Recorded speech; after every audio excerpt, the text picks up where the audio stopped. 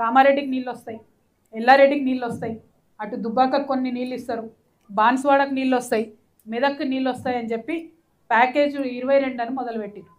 Package 22కు మొత్తం కావాల్సిన డబ్బు ఎంత అంటే 1446 కోట్లు. కానీ ఇప్పటి వరకు ఇచ్చింది ఎంత అంటే 450 కోట్లు. అదేవిధంగా ఈ ప్యాకేజ్ 22 కట్టాలంటే 1500 ఎకరాల ల్యాండ్ అక్విజిషన్ చేయాలి. దాంట్లో 2వ వంతు కూడా ల్యాండ్ అక్విజిషన్ ఇంతవరకు చేయలేదు. అంటే నేను బాజాప్తా చెప్తున్నా, ఇక రేపటి నుంచి బీఆర్ఎస్ వాళ్ళు నా మీద కంపనూరు వేసుకొని వస్తారు, అయినా చెప్తున్నా, కాళేశ్వరంతో కామారెడ్డి జిల్లాలో ఒక్కటంటే ఒక్క ఎకరానికి కూడా నీళ్ళు రాలేదు. ఇంతవరకు కామారెడ్డికి రాలేదు, నిజామాబాద్లో కూడా ఎక్కడ నీళ్ళు రాలేదు.